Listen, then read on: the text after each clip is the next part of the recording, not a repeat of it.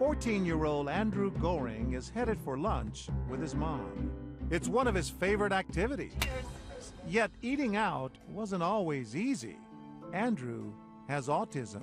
It used to be very difficult to go out with Andrew. He had a lot of challenging behaviors that made it tough for him to be out in the community. I've heard from a family recently that they were out at the park with their child with autism, and someone actually came up and accused them of being bad parents. The diagnosis of autism is on the rise. The CDC estimates that 1 out of every 88 children in the U.S.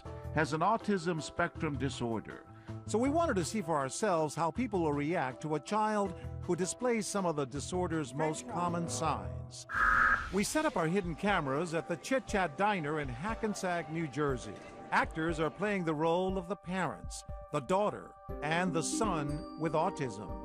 Keeping things real is Andrew's mother, Lisa Gorin, who happens to represent Autism Speaks, the nation's largest autism science and advocacy group.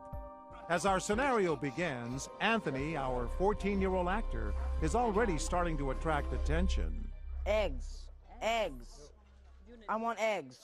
Eggs. Eggs. Repetitive language and behavior are classic signs of autism. I want eggs. My sister's got a lot of eggs.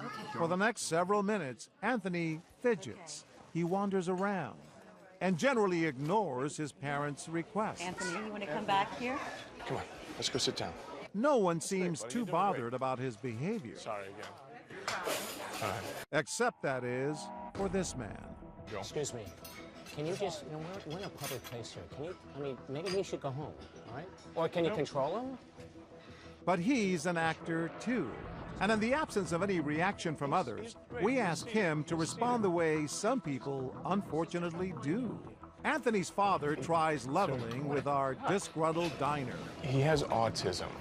Okay? Is that what? But then, moments later, Anthony knocks his glass over. Oh, I'm sorry. I'm sorry. I'm sorry. I'm sorry. I'm sorry. I'm sorry. Maybe you should take him home. And that's when our diner's behavior draws attention. Maybe you should show a little discipline or something. He's out of control. This man looks like he wants to say something, but he's too horrified to speak. As other customers try to comfort the mom, this school teacher finally finds his voice. Turn around and shut your mouth. His outburst prompts others to offer some choice words of their own. Wait, keep your mouth shut.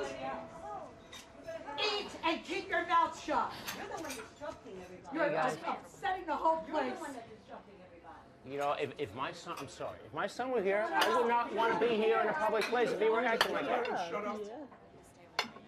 You know, forget it. Forget it. You know what? I just want to get my check. Guys, can I get my check? You know,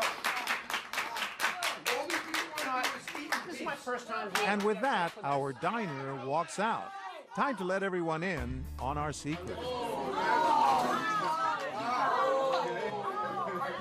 caught me off guard, I gotta tell you. You caught me off guard. You okay now? You're in tears, huh? Well, Why does it touch you? my heart went out to the kid, you know? We're doing this because it happens in real life. I know, and I understand. See, it's just wrong.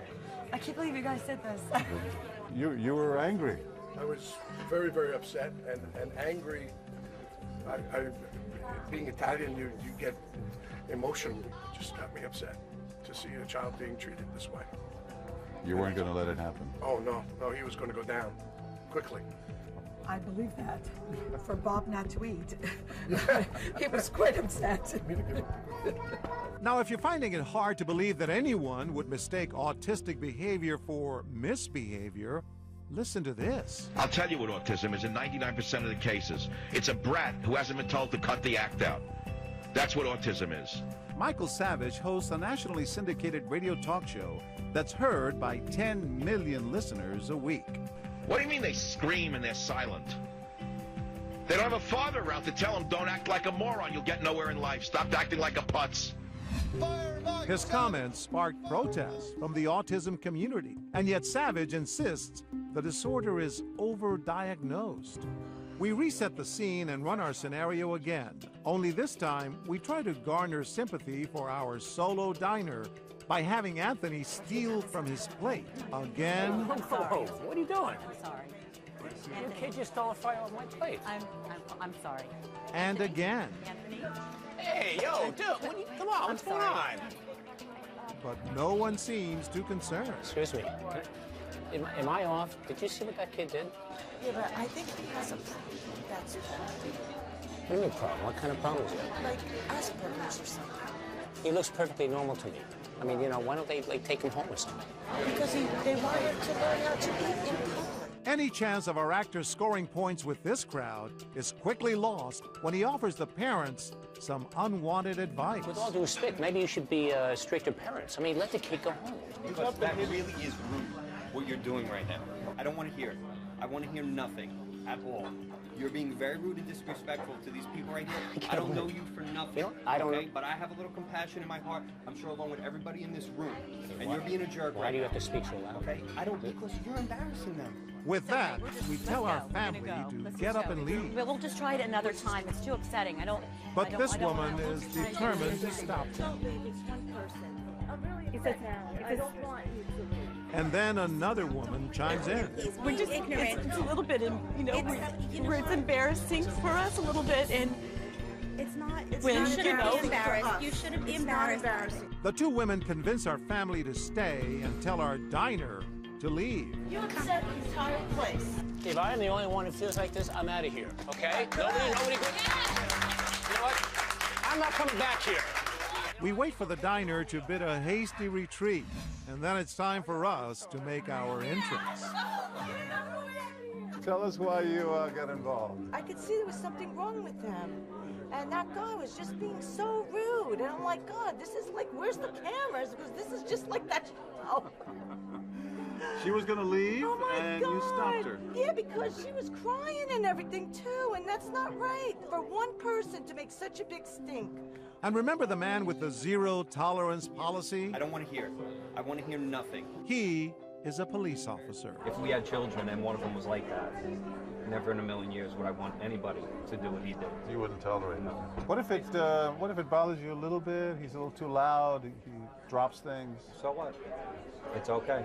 You know what I mean? He has to be out in public, right? You can't put anybody in a bubble and just leave him there. The entire time our cameras were rolling, not one of the diner's customers was critical of our young actor's behavior or his parents' ability to control him. Perhaps it speaks to a growing awareness of autism symptoms, or that more people know someone with the disorder. But for Lisa Goring, who remembers how difficult dining out with her son used to be, it's a day filled with compassion and understanding. The most touching thing for you today? Time after time that someone would come to the defense of the family and of the individual, really to make, every family a part of the community.